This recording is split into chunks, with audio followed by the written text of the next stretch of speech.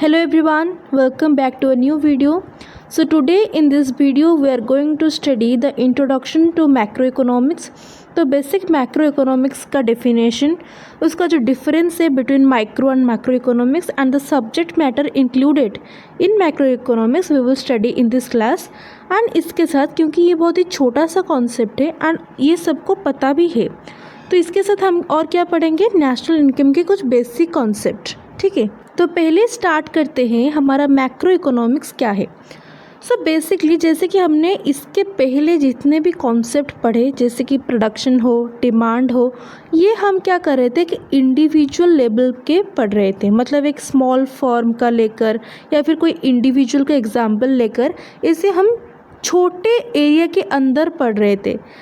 इसके वजह से इसको बोला जाता था माइक्रो इकोनॉमिक्स। माइक्रो का मीनिंग क्या होता है, स्मॉल होता है। लेकिन मैक्रो की बात करो तो मैक्रो जो वर्ड है वो डिराइव है एक ग्रीक वर्ड से, जिस दैट इज़ मैक्रोस, जिसका मीनिंग होता है लार्ज। ये हमें क्या बता रहा है कि हम जो इकोनॉमी है हम एक लार्ज तरीके से पढ़ रहे हैं। अब लार्ज कैसे होगा, अगर हम एक छोटे से मार्केट को ऑब्जर्व कर रहे हैं तो ये हमारा माइक्रो है। लेकिन अगर हम पूरी कंट्री की इकोनॉमी के बारे में बात कर रहे हैं तभी वो मैक्रो इकोनॉमिक्स कहलाएगा, जिसमें इंक्लूड होगा क्या, नेशनल इनकम कैसा है, गवर्नमेंट बजट, इन्फ्लेशन हुआ है अगर, फिर मनी एंड बैंकिंग। ये सारे जो आप जो बड़े बड़े कॉन्सेप्ट्स देख रहे हो ना, वो इंक्लूड होता है मैक्रो इकोनॉमिक्स पर। जैसे कि यहाँ पर देख लो इसका definition, macroeconomics is the branch of economics that studies the economy as a whole. This is important. ये स्टडी क्या करता है, economy as a whole. Whole मतलब एक पूरी अंडरस्टैंडिंग हमें मिलती है, पूरी इकोनॉमी की अंडरस्टैंडिंग मिलती है, नहीं कि एक इंडिविजुअल और स्मॉल पोर्शन का अंडरस्टैंडिंग है। सो ये डील करता है with behaviour and performance of the entire economy rather than individual consumer और फर्म्स। इंडिविजुअल और कंज्यूमर और फर्म्स को छोड़कर ये हमें बताता है द एंटायर इकोनॉमिकल कंडीशन। ठीक है, so therefore macro economy studies large scale economic activities of a country. Instead of studying one consumer one business, macro economy studies the whole economy. तो ये आपका जो है यहाँ पर जितने भी यहाँ पर लिखे हैं, this is the subject matter of economics, जिसमें इंक्लूड होता है नेशनल इनकम, फिर employment and unemployment, inflation, general price level, फिर इकोनॉमिक ग्रोथ आता है, कंट्री में इकोनॉमिक ग्रोथ हो रहा है या फिर नहीं हो रहा है, पॉजिटिव ग्रोथ है या फिर नेगेटिव ग्रोथ है, तो इन सभी चीज़ें इसमें इंक्लूड होते हैं। फिर मनी एंड बैंकिंग है, government budget and physical policy.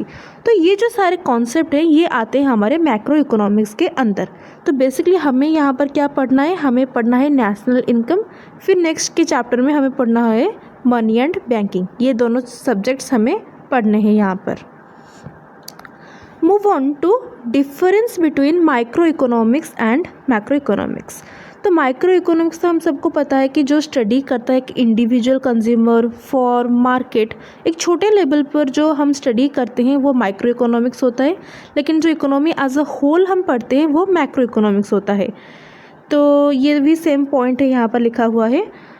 इसमें इंक्लूड क्या होता है माइक्रो इकोनॉमिक्स पर, प्राइस डिटर्मिनेशन, डिमांड, सप्लाई, जो भी हमने ऑलरेडी पढ़ लिया है यहाँ प्रीवियस क्लासेस में, वो सारे हमारे माइक्रो इकोनॉमिक्स के कंसेप्ट थे। लेकिन मैक्रो में हम पढ़ने वाले हैं जो है कि नेशनल इनकम है, inflation, unemployment, balance of payments, ये सारे कॉन्सेप्ट आपके मैक्रो इकोनॉमिक्स पर आते हैं। तो ये इसका ऑब्जेक्टिव क्या है, एफिशिएंट एलोकेशन ऑफ रिसोर्सेज। जितने भी रिसोर्सेज हैं, जितने भी resources for making goods and services, उसको एलोकेट करना, कैसे इफ़िशिएंटली रिसोर्स एलोकेशन हो सकता है। लेकिन यहाँ पर क्या ऑब्जेक्टिव आ जाता है, economic stability and overall growth. एक कंट्री में कैसे बैलेंस ऑफ इकोनॉमी रहे, कैसे ग्रोथ हो, ये हमारा आता है मैक्रो इकोनॉमिक्स पर। जैसे एग्जाम्पल है price of rice in a local market, this is micro under micro economics, and inflation rate, GDP, this include in macro economics. That's it. ये आपका आ सकता है एग्ज़ाम में, ये आपका पहले भी आ चुका है, the difference between micro and macro. तो इसको आपको, इस टेबल को आपको याद करना है। आप और भी पॉइंट्स ऐड कर सकते हो। ये आपका आ गया मेजर कॉन्सेप्ट जो आज हम पढ़ने वाले हैं, नेशनल इनकम। जो बहुत बच्चों का इसमें डाउट हो जाता है, समझ नहीं पाते कि इसमें जो जितने भी टर्म्स यूज़ होते हैं वो यूजुअली हम पहले नहीं पढ़े होते हैं, वो थोड़े नए टर्म्स होते हैं। तो इस पर्टिकुलर क्लास में हम वो मेजर चीज़ें नहीं पढ़ेंगे, जैसे कि जीडीपी, जीएनपी, ये सारे नहीं पढ़ेंगे। हम बेसिक से शुरू करेंगे, जैसे कि आपका जो फंडामेंटल है वो क्लियर हो जाए, फिर हम मूव करेंगे बड़े बड़े कॉन्सेप्ट पर। तो जो बेसिक कॉन्सेप्ट जो जितने भी हैं नेशनल इनकम को जानने से पहले, वो मैं इस क्लास में कवर कर लूँगी। तो नेशनल इनकम का एक डेफिनेशन पहले पढ़ लो, इसके बाद इसके टर्म्स हम धीरे धीरे ग्रेजुअली कवर करेंगे। तो पहला इसका डेफिनेशन ये बोलता है कि national income is the total factor income. अब आपको आएंगे यहाँ पर बहुत सारे डाउट्स, जैसे कि फैक्टर इनकम क्या है। तो पहले आपको यहाँ पर क्या करना है, सिर्फ आपको एक रीडिंग करना है कि ये क्या क्या चीज़ें इंक्लूड करता है, फिर हम एक जो टर्म है उसको अच्छे से समझेंगे। तो जैसे कि मान लो national income is the total factor income. Income यहाँ पर लिखा है तो इसका मतलब क्या कि हम कुछ अर्न कर रहे हैं, ठीक है, हम कुछ सर्विस प्रोवाइड करके कुछ अर्निंग कर रहे हैं, जो कि होता है हमारा इनकम। अब फैक्टर इनकम क्या है वो हम पढ़ेंगे बाद में। इट इज़ अर्नड, अब जो इनकम है वो कोई तो अर्न करेगा ना। It is earned by normal residents of a country. Country के जितने भी नॉर्मल रेसिडेंट्स हैं, ठीक है, वो अर्न कर रहे हैं क्या, वो अर्न कर रहे हैं factor income during a given period, generally 1 year. यहाँ पर तो कुछ समझने का नहीं है, 1 साल के अंदर जो भी इनकम आपका अर्न होता है वो इंक्लूड होता है आपके नेशनल इनकम पर, ठीक है। तो यहाँ पर क्या हमने 2 इम्पोर्टेंट टर्म्स देखे, जैसे कि एक है आपका factor income, this is your first factor income. Second हमने देखा नॉर्मल रेसिडेंट्स। ये दोनों को अगर समझ लोगे तो आपका आधा कॉन्सेप्ट, बेसिक कॉन्सेप्ट क्लियर हो जाएगा। तो स्टार्ट करते हैं, फैक्टर इनकम क्या होता है। तो फैक्टर इनकम जानने से पहले हमें ये जानना है कि जो इनकम जो आ रहा है वो आ रहा है कहाँ से। अगर हमें कुछ पैसे मिल रहे हैं, क्यों मिल रहे हैं, हम कुछ सर्विस प्रोवाइड करेंगे तभी तो पैसे मिलेंगे ना। अगर मैं एक कॉलेज में प्रोफेसर हूँ तो मैं अगर बच्चों को पढ़ाऊँगी, मैं अगर अपना सर्विस प्रोवाइड करूँगी तभी मुझे सैलरी मिलेगी। तो अगर हम कुछ प्रोडक्शन कर रहे हैं, हम गवर्नमेंट में या फिर कंट्री में कुछ अपना कंट्रीब्यूशन दे रहे हैं, तभी हमको मिलता है पैसे। तो क्या कंट्रीब्यूशन करते हैं वो हमारा क्या होता है, वो प्रोडक्शन होता है। जो हम करते हैं, गुड्स हो या फिर सर्विसेज हो, जो हम बनाते हैं वो हमारा प्रोडक्शन होता है। तो ये हमने ऑलरेडी पढ़ा है कि कुछ फैक्टर्स होते हैं प्रोडक्शन के, जैसे कि लैंड होता है, लैंड, लेबर, कैपिटल, एंटरप्रेन्योर, ये चार होते हैं आपके इम्पोर्टेंट फैक्टर ऑफ प्रोडक्शन। और भी फैक्टर्स इंक्लूड होते हैं, लेकिन आपके जो मेजर हैं वो ये 4 होते हैं। अगर मान लो ये चारों को ही समझते हैं, ठीक है, हमारे जो नेशनल इनकम में ये 4 जो फैक्टर हैं ये आपके बहुत ही ज़्यादा इम्पोर्टेंट है, क्योंकि जितने भी अदर इकोनॉमिक एक्टिविटीज़ होती हैं वो इसके अराउंड ही होती है।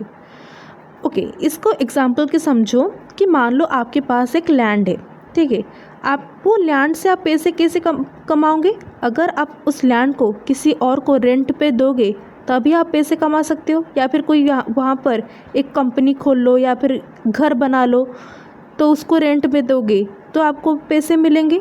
तो लैंड से कैसे पैसे आते हैं, लैंड से कैसे इनकम होता है, रेंट से। समझ आ गया। लेबर होता है कि जब आप किसी जगह पर काम करते हो, अपना एफर्ट देते हो। तो हम जैसे कि मान लो मैं एक कंपनी पे काम करती हूँ तो मैं अपना लेबर देती हूँ, मतलब मेरा जितना भी एफ़र्ट है, फिज़िकल एफ़र्ट हो या फिर मेंटल एफ़र्ट हो, तो मैं उस कंपनी के लिए दे रही हूँ। तब वो कंपनी इन रिटर्न मुझे क्या देगा, वो मुझे सैलरी देगा, वेजेस देगा। तो लेबर प्रोवाइड करोगे तो मिलेगा वेजेस। अब कैपिटल, जैसे कि किसी को लोन देना होता है तो कैपिटल जब प्रोवाइड करते हो या फिर किसी को लैंड देना होता है, कुछ रिसोर्सेज प्रोवाइड करते हो जब, तब आपको मिलता है interest. And the 4th point जो आपका एंटरप्रेन्योर है, जब वो आप मतलब प्रोवाइड करते हो तो आपको मिलता है प्रॉफिट। ये प्रॉफिट भी हो सकता है, लॉस भी हो सकता है, लेकिन हम यहाँ पर क्या करें, एज अ इनकम हमें मिलता है क्या, प्रॉफिट मिलता है। तो ये जो आपको ये जो चीज़ें मिल रहे हैं by giving factor of production देखकर आपको जो इनकम मिलता है उसको बोला जाता है फैक्टर इनकम। आई होप सबको समझ आ गया। अगर आप फैक्टर ऑफ प्रोडक्शन को देखकर अगर आप कोई इनकम कमा रहे हो उसको बोला जाता है factor income. This is very simple. अब इसको समझ लो इकोनॉमिक टर्म्स में। Income earned by providing factors of production, जैसे कि लैंड, लेबर, ये सारे आप देकर अगर पैसे कमा रहे हो वो इनकम आपका होता है फैक्टर इनकम।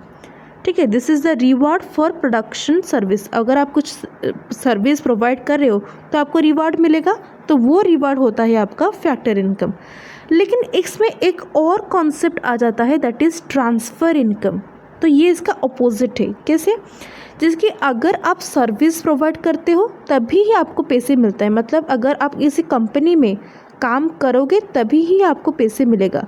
लेकिन कुछ सिचुएशन में क्या होता है कि आप बिना काम करे ही आपको पैसे मिलता है। वो कौन से सिचुएशन होते हैं?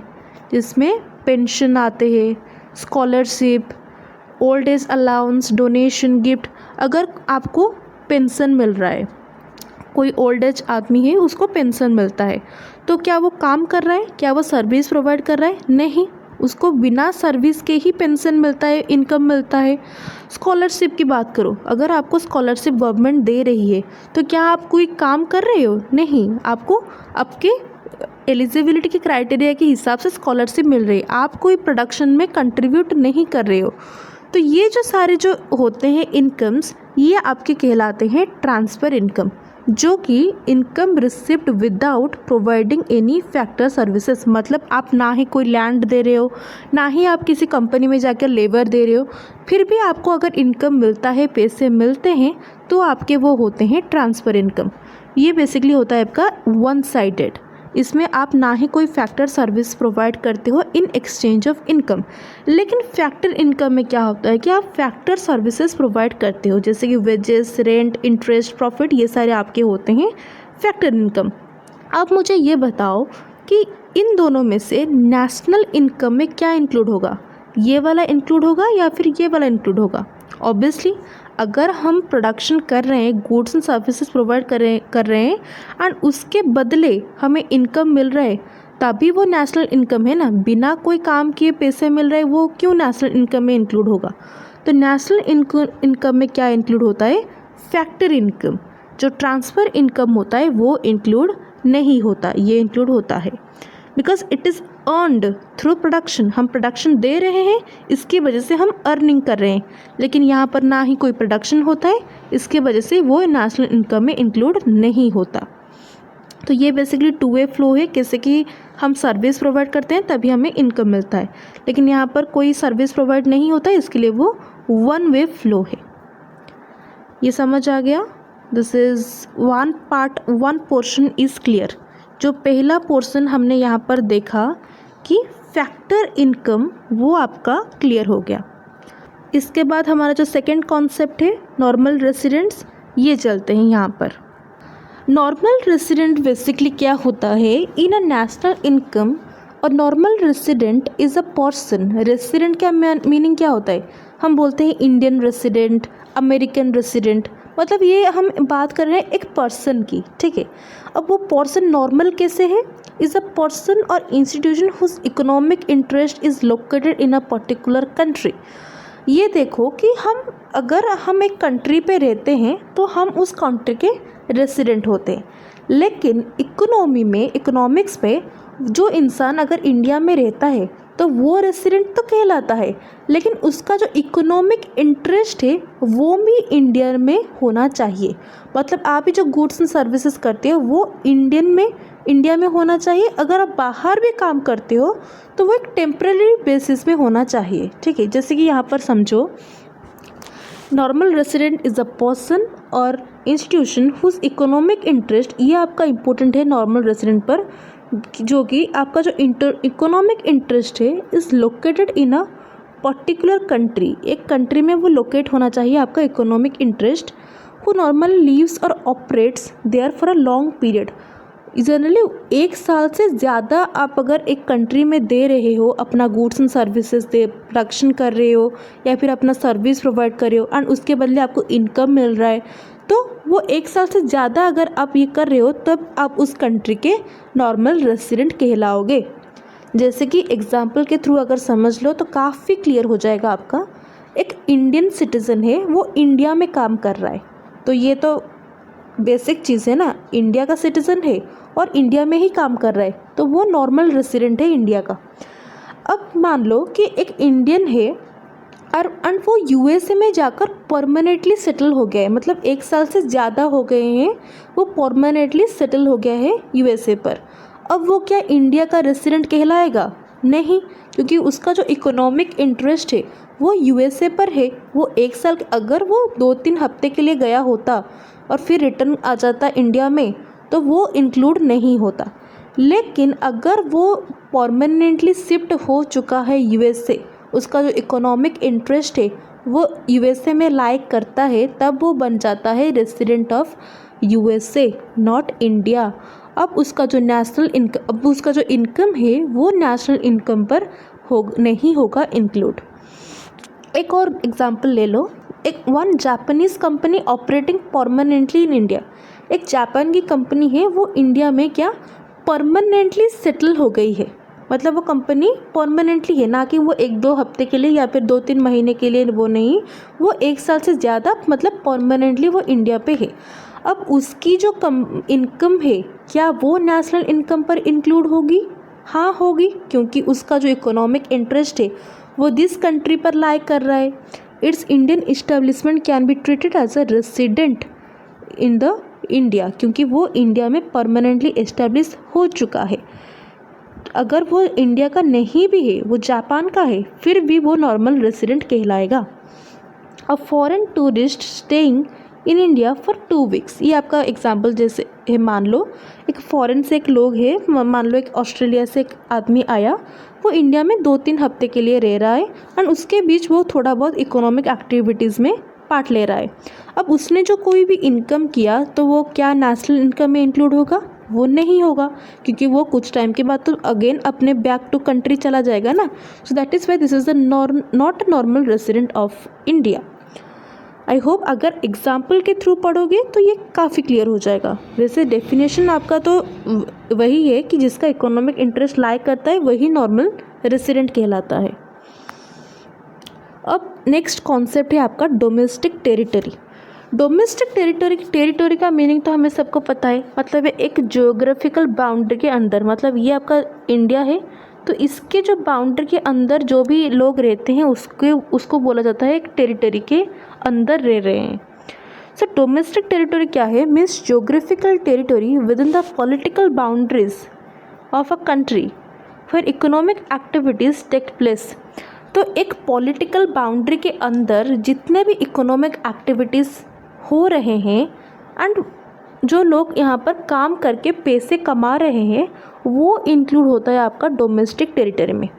अगर मान लो इंडिया में, ये आपका इंडिया है, मान लो ये आपका यूएसए है एंड ये आपका ऑस्ट्रेलिया है। इंडिया में क्या है कि यहाँ पर इंडियंस लोग हैं, फिर कुछ ऑस्ट्रेलिया के लोग हैं, फिर कुछ अमेरिका के लोग हैं। तो यहाँ पर रेसिडेंट भी लोग हैं एंड नॉन रेसिडेंट भी हैं। तो ये सारे जो इंक्लूड होंगे, इनके सारे जो इनकम है वो डोमेस्टिक टेरिटरी पर इंक्लूड होंगे, वो बाहर कंट्री से क्यों ना हो, लेकिन अगर वो एक पॉलिटिकल बाउंड्री के अंदर है, इंडिया में है, तभी उनके जो इनकम है, उनका जो भी एक्टिविटी है वो काउंट होगा इन डोमेस्टिक टेरिटरी। अब ये बोलो, मान लो कि अगर आप यूएसए पर हो, ये आपका यूएसए है, ठीक है। अब यूएसए में कुछ यूएसए के लोग भी होंगे, कुछ इंडिया के भी लोग होंगे, तो ये उनका डोमेस्टिक टेरिटरी है। लेकिन ये कैसे डिफरेंट है हमारे नॉर्मल रेसिडेंट पर? नॉर्मल रेसिडेंट क्या कहलाता है कि अगर कोई इंडियन जाकर यूएसए पर काम कर रहा है, यूएसए यहाँ पर, तब भी उसका जो इनकम है वो कैलकुलेट होगा। अगर वो टेम्परेरी बेसिस पे काम कर रहा है यूएसए पर जाकर, उसका जो इनकम है वो नेशनल इनकम पर कैलकुलेट होगा। लेकिन डोमेस्टिक टेरिटरी ये नहीं बोलता। डोमेस्टिक टेरिटरी ये बोलता है कि अगर आप इंडिया छोड़ के चले जा रहे हो यूएसए, तब आप डोमेस्टिक टेरिटरी से बाहर चले गए। आप ये जो बाउंड्री है ये आपने क्रॉस कर लिया। अब आपका जो इनकम है वो कैलकुलेट नहीं होगा। अगर अमेरिका का आदमी आकर यहाँ पर इंडिया में सेटल डाउन है तब उसका इनकम कैलकुलेट होगा, लेकिन आपका अगर इंडिया के बाहर रह रहे हो तो आपका इनकम कैलकुलेट नहीं होगा। अगर आप इंडिया के अंदर, इंडिया की जो बाउंड्री के अंदर रह रहे हो तभी आप उस कंट्री के डोमेस्टिक टेरिटरी के अंदर आओगे। जैसे कि एग्जांपल मान लो, a Japanese company's factory located in Orissa. एक जापान की फैक्ट्री है, ये जापान मान लो, ये उड़ीसा आ गई, ठीक है। अब वहाँ पर इकोनॉमिक एक्टिविटीज़ कर रही है, तब उसका जो इनकम है वो अंडर आएगा इंडियाज़ डोमेस्टिक टेरिटरी, बिकॉज जो प्रोडक्शन हो रहा है वो विद इन इंडिया हो रहा है, ठीक है। इसमें यहाँ पर अगर समझ लो तो ये आपका क्लियर हो जाएगा, that is a difference between domestic and national, ठीक है। जो नॉर्मल रेसिडेंट की जो बात हमने की वो इंक्लूड होता है नेशनल इनकम पर, लेकिन जो डोमेस्टिक टेरिटरी की हमने बात की वो इंक्लूड होता है डोमेस्टिक इनकम पर। So income generated with in the countries domestic territory, एक कंट्री की डोमेस्टिक टेरिटरी के अंदर जो भी इनकम जनरेट होती है उसको हम बोलते हैं डोमेस्टिक इनकम।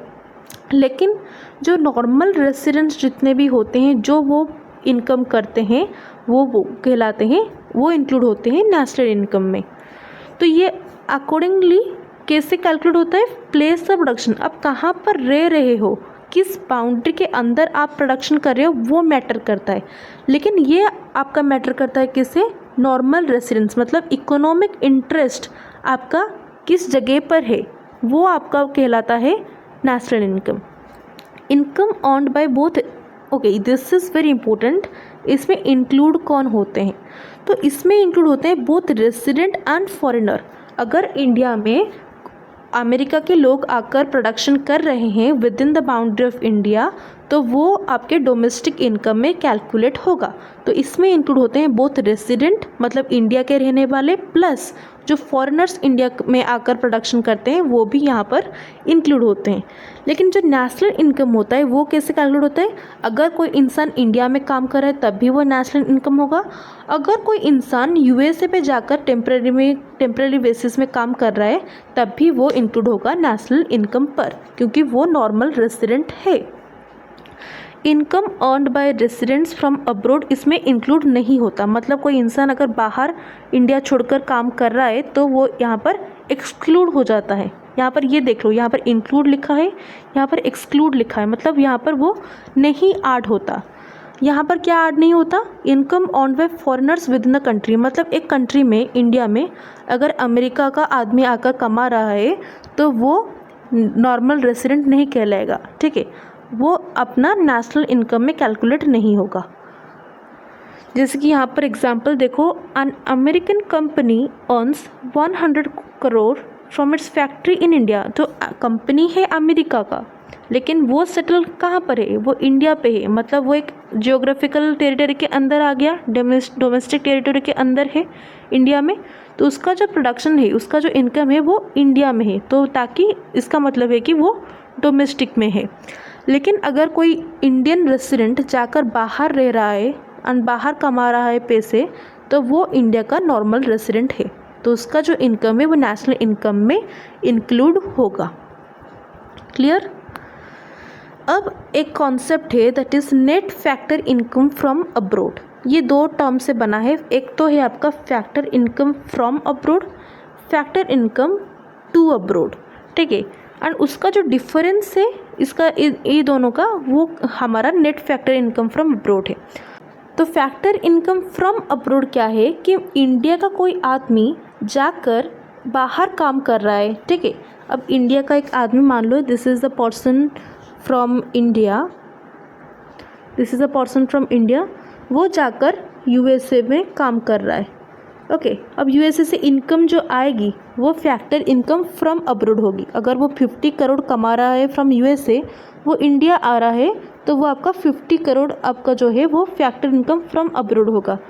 लेकिन एट द सेम टाइम अगर कोई यूएसए का आदमी इंडिया में आ गया है एंड वो कमा रहा है, तो वो फिर से क्या कहाँ पर जाएगा, वो अब्रोड जाएगा वो पैसे, तो वो आपका हो जाता है factor income to abroad. Okay, अब नेट फैक्टर क्या है, जो पैसे आपका आ रहा है एंड जो पैसे जा रहा है, मतलब अब्रोड से जो पैसे आ रहे हैं 50 करोड़ अगर आ रहे हैं एंड 30 करोड़ आपका जा रहा है टू अब्रोड, उसका जो डिफरेंस है वो आपका होता है national factor income from abroad, NFIA।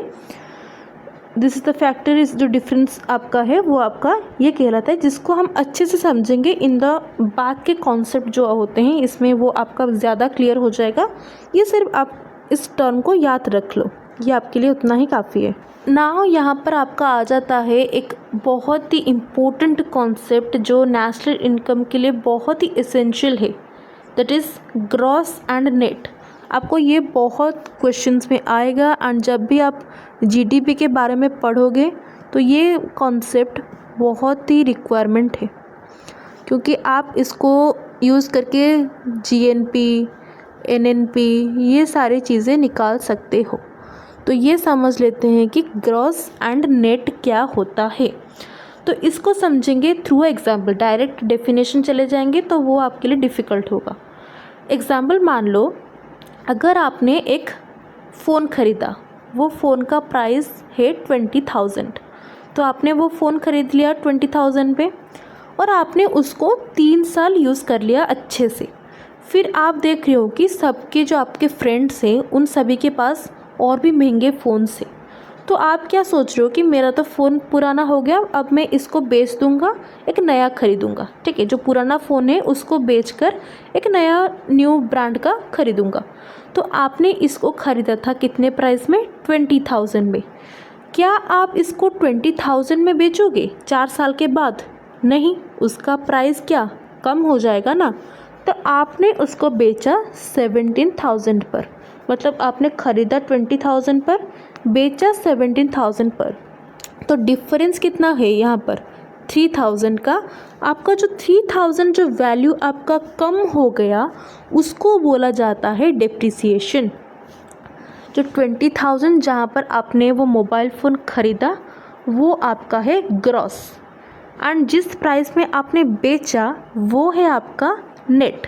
And उसका जो डेप्रिसिएशन है, मतलब जितना वैल्यू लॉस्ट हो गया विद इन द ईयर्स, 4 साल में जितने वैल्यू आपके कम हो गए वो आपका होता है डेप्रिसिएशन। मतलब डिडक्शन भी हम इसको बोलते हैं कि इतना प्राइस डिडक्ट हो गया, मतलब कम हो गया। ठीक है, सो इसको अच्छे इकोनॉमिक टर्म्स में समझते हैं ग्रॉस, नेट एंड डेप्रिसिएशन को। तो ग्रॉस बेसिकली होता है कि total amount before making any deduction, कोई भी डिडक्शन होने से पहले जो इनिशियल प्राइस है, जिस प्राइस में आपने एक सामान को ख़रीदा है वो आपका होता है ग्रॉस। लेकिन डिडक्शन होने के बाद जिस प्राइस पर आप बेच रहे हो, मतलब 20,000 का फ़ोन अगर आप 17,000 पर बेच रहे हो तो वो आपका होता है नेट। यहाँ पर डिडक्शन नहीं होता, यहाँ पर डिडक्शन हो जाता है।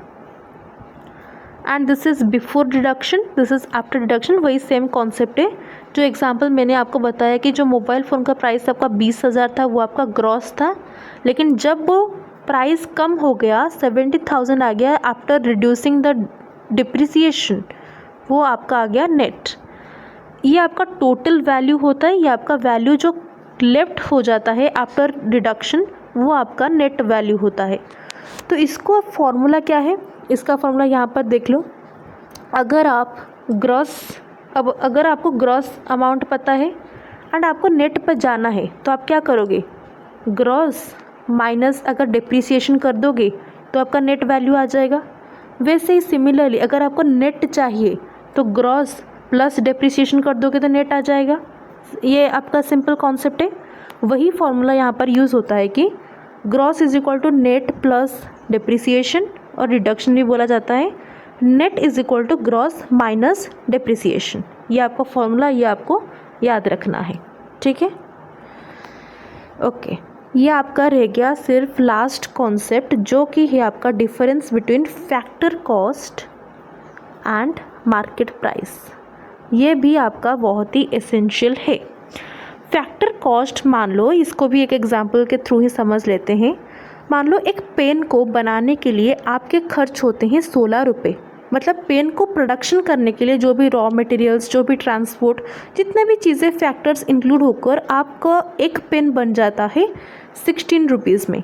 ठीक है, अगर ये पेन 16 रुपीज़ में बनाया गया है, क्या आप मार्केट में 16 रुपीज़ में ख़रीदते हो?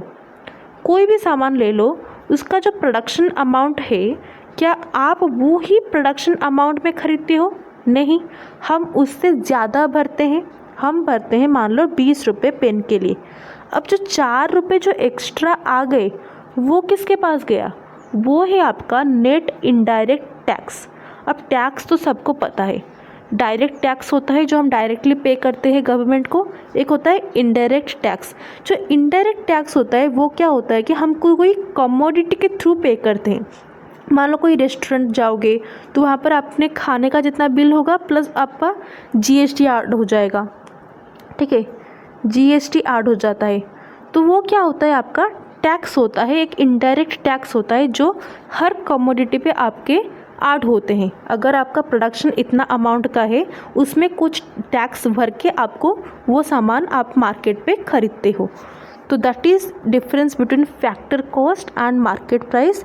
जो आपका प्रोडक्शन का प्राइस है वो आपका फैक्टर कॉस्ट है, लेकिन आप मार्केट में जिस प्राइस में ख़रीदते हो वो आपका मार्केट प्राइस है। तो यूजुअली जो फैक्टर प्राइस है वो मार्केट प्राइस से कम होता है।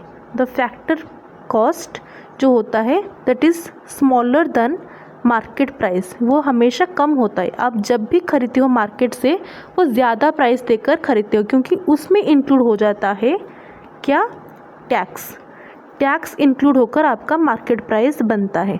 सो इसमें इंक्लूड हो जाता है टैक्स। यही आपका फॉर्मूला है जो आप बाद में पढ़ोगे।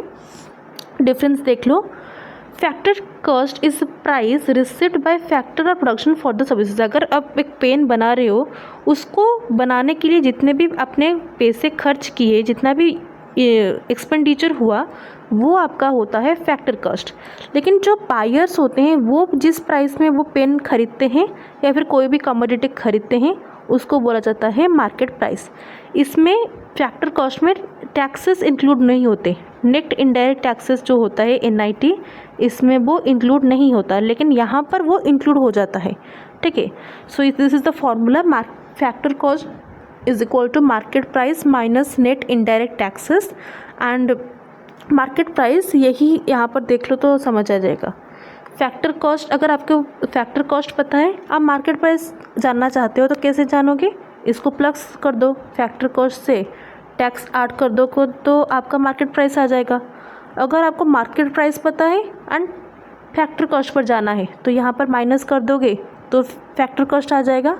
वही यहाँ पर एग्जाम्पल लिखा है, market price is equal to factor cost plus net indirect taxes. Factor cost is equal to market price minus net indirect taxes. It represents factor earnings, it represent actual market price. Simple है ये। Last थोड़ा समझ लेते हैं difference between tax and subsidy. Tax तो हम सबको पता है, हम जो गवर्नमेंट को पे करते हैं वो टैक्स होता है, एक कंपलसरी पेमेंट होता है जिसको हर कोई पेमेंट करता है बाय इंडिविजुअल या फिर फॉर्म, कोई कंपनी है टू गवर्नमेंट। मतलब जो इंडिविजुअल है वो गवर्नमेंट को पे कर रही है। ठीक है, क्यों? और सब्सिडी क्या होता है? The financial assistant given by government to individual. मतलब यहाँ पर क्या होता है, यहाँ पर इसका उल्टा होता है। यहाँ पर हम गवर्नमेंट को पैसे भर रहे हैं, लेकिन यहाँ पर गवर्नमेंट हमें पैसे दे रही है या फिर कोई असिस्टेंट दे रही है। जैसे कि अभी बहुत सारे स्कीम्स है, स्कॉलरशिप स्कीम्स है, बहुत सारी योजनाएं हैं। तो यहाँ पर क्या होता है कि गवर्नमेंट जो है वो लोगों को हेल्प करती है, राइस देती है या फिर कोई पैसे का स्कीम होता है, स्कॉलरशिप होता है। तो ये इसमें क्या होता है, गवर्नमेंट प्रोवाइड करती है असिस्टेंट टू द पीपल और फॉर्म, उसको कहते हैं हम subsidy. Generally increase the market price. अगर टैक्स इंक्लूड होता है तो हमने ऑलरेडी देखा है, अगर टैक्स इंक्लूड हो जाता है तो मार्केट प्राइस हमारा इंक्रीज़ हो जाता है, लेकिन अगर सब्सिडी मिल जाए तो वो रिड्यूस हो जाता है। Indirect tax increase the gap between market price and factor cost, जो हमने ऑलरेडी इसको पढ़ा है। सब्सिडी क्या करता है, वो रिड्यूस करता है द गैप। अब टैक्स में एग्जाम्पल क्या है, अगर आप जीएसटी भर रहे हो तो आपका वो टैक्स है। लेकिन अगर गवर्नमेंट आपको सपोर्ट कर रही है किसी चीज़ में, फार्मर्स को अगर एग्रीकल्चरल प्रोडक्ट खरीदने के लिए वो कुछ फाइनेंशियल असिस्टेंट प्रोवाइड कर रही है, तो वो आपका सब्सिडी हो जाता है। Okay, that's all for today's class. यहाँ पर हमने जितने भी नेशनल इनकम के बेसिक कॉन्सेप्ट्स थे वो हमने कवर कर लिया है। आई होप किसी का भी इसमें कोई डाउट नहीं है। अगर कुछ भी डाउट है तो प्लीज़ मुझे कमेंट में ज़रूर बताना, मैं नेक्स्ट क्लास में ट्राई करूँगी इसको कवर करने के लिए। एंड इसके जो बाद का जो क्लास आएगा इस चैप्टर को हम उसमें ख़त्म कर लेंगे। जितने भी एग्रीगेट्स होते हैं नेशनल इनकम के, जीडीपी, जीएनपी, एनएनपी जितने भी होते हैं उसको हम एक ही क्लास में कवर कर लेंगे। आपको इसमें क्या करना है कि जितने भी मैंने कॉन्सेप्ट बनाया समझाया है उसको आपको नोट डाउन करना है और उसको अच्छे से समझना है, ताकि आप नेक्स्ट क्लास में अगर जाओगे तो वो आपके लिए डिफ़िकल्ट नहीं होगा। तो अगर आपको इसका भी डिटेल्ड नोट्स चाहिए तब भी मुझे कमेंट कर देना, मैं आपका इसका डिटेल्ड नोट्स जो है मैं बनाकर सेंड कर दूँगी, पीडीएफ अपलोड कर दूँगी। So that's it for today's class. Please like, share and subscribe. Thanks for watching.